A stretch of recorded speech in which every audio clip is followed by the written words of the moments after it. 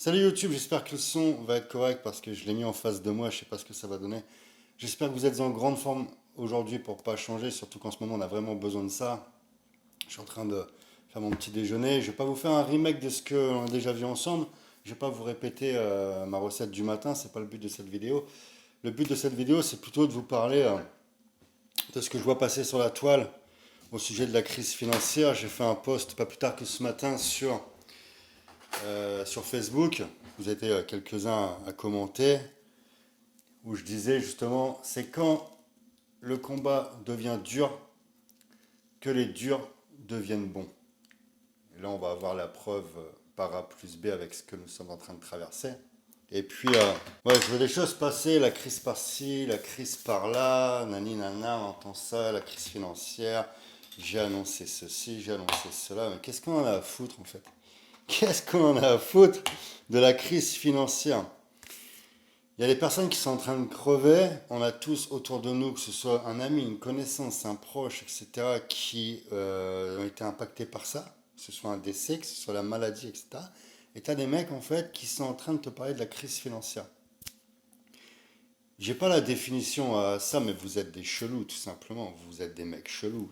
Il n'y a pas d'autre terme, quoi. On est en train de traverser une pandémie, c'est même pas. On s'en bat les couilles. Excusez-moi l'expression, on s'en bat les couilles de la crise financière. On n'en a rien à foutre. Nous, c'est la santé de nos proches, de notre famille, de ceux qui nous entourent et des personnes âgées. Bref, c'est ça qui est le plus important. Ce que l'argent, je le dis toujours les amis, mais ce que l'argent défait, l'argent refait. Un jour tu en as, un jour tu en as pas. Un jour tu gagnes, un jour tu perds. C'est la règle du business, je vous en ai toujours parlé. Si vous regardez mes vidéos mindset, je vous parle toujours du fait que l'argent, tu sais, il faut savoir en perdre, il faut savoir en gagner. Et si tu sais en gagner, ça fait partie des règles du jeu. Tu peux pas constamment gagner, quoi. Et là, aujourd'hui bien plus qu'avant, là, on va voir la preuve du mindset. Tous ceux qui te disent, voilà, le mindset, c'est du nani nana, ça sert à rien. Là, on va voir la preuve. On va voir ceux qui sont forts mentalement et ceux qui sont faibles mentalement. Bien avant le côté financier. Le côté financier, ça n'a strictement rien à voir, les amis. Aujourd'hui, il y a des opportunités malgré tout ce que tu vas entendre, je me répète, mais il y en a qui vont t'annoncer une crise financière. Moi, je te dis que malgré tout, il y a des solutions pour gagner beaucoup d'argent en ce moment. Il y a des mecs qui sont en train de s'engraisser en ce moment. Mais encore une fois, on n'en a rien à foutre du côté business. Le principal, c'est la santé. Tu dois avoir la santé si tu veux réussir à faire de belles choses, ou du moins même à rebondir après et à profiter après de ce confinement, quoi. Regarde autour de toi, par exemple, les bouchers, les charcutiers, les supermarchés, tous ceux qui touchent au métier de bouche, tu vois, ils sont en train de se gaver. Des personnes qui m'ont contacté en me disant, ouais, ça doit être dur pour toi, l'import, l'export, etc. Je dis, j'ai jamais eu une période aussi facile que ça. J'ai des devis, les amis, sur des masques FFP2 chirurgicaux. Je suis même pas à jour. D'ailleurs, un petit clin d'œil à ceux qui attendent la cotation. Je n'arrive même pas à traiter tout le monde. On parle de commandes en centaines de milliers de pièces. Il y a énormément de demandes et je mets de côté bien sûr tous ceux qui me contactent pour du personnel parce que je fais que du gros. Mais je peux vous assurer qu'il y a des produits qui s'arrachent en ce moment. Et d'ailleurs, je vais vous faire une vidéo dans la journée pour vous parler d'un produit. Ça va être ma manière à moi en fait de vous annoncer ma solution pour mettre la crise à quatre pattes. Il n'y a pas d'autre terme. La crise pour moi, ça se met à quatre pattes et à quatre pattes, pas la peine de vous faire un dessin et ça me fait ni chaud ni froid. C'est comme si tu me dis demain il va y avoir de la pluie. Qu'est-ce que j'en ai à foutre? Demain s'il y aura de la pluie, je mets un parapluie et basta. Demain s'il y a du soleil, je mets de la crème solaire et basta. Je ne m'inquiète pas pour ça, tu vois. Et le business c'est pareil. Crise ou pas crise, on est des débrouillards, on est des démerdards, comme je dis. Démerdards, c'est-à-dire, la définition, c'est savoir se sortir d'une situation délicate. Un démerdard, c'est ça. Même dans le dur, il va trouver une solution. Et c'est pour ça que je dis, c'est pour ça que je vous dis, c'est quand le combat devient dur que les durs deviennent bons. C'est aussi simple que ça. Ceux qui vont, petite parenthèse aussi, ceux qui vont, je défends toujours le fait de ne jamais mettre ses œufs dans le même panier. Aujourd'hui, on a la preuve par A plus B. Ne mets jamais tes œufs dans le même panier. Il faut toujours que tu aies des différentes sources de revenus. Je le dis, c'est toujours comme ça. Il ne faut pas que tu sois dépendant d'une seule source de revenus. Ceux qui te disent, tu vois, de l'immobilier, etc.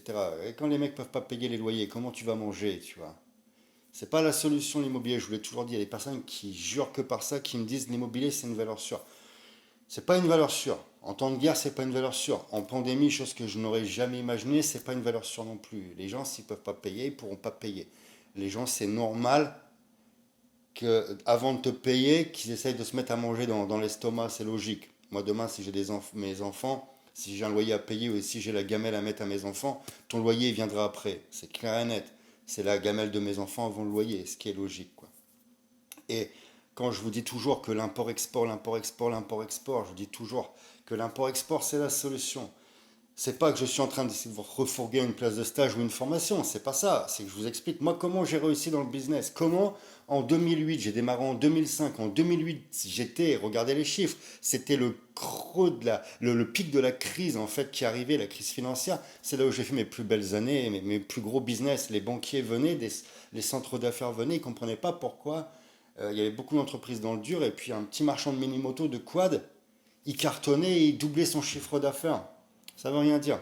Il y a des mecs qui vont s'enrichir. Pendant la guerre 39-45, la maison d'ailleurs que j'habite ici, c'est une maison de 1930. Les propriétaires, c'était des négociants en pommes de terre pendant la guerre. C'était justement la fortune, en fait.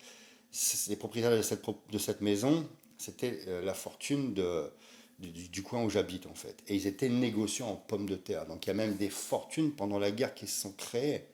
Même pendant les épidémies, les guerres, etc., tu as des personnes qui arrivent à tirer leur épingle du jeu. Il y a des personnes qui arrivent à faire des fortunes pendant cette période.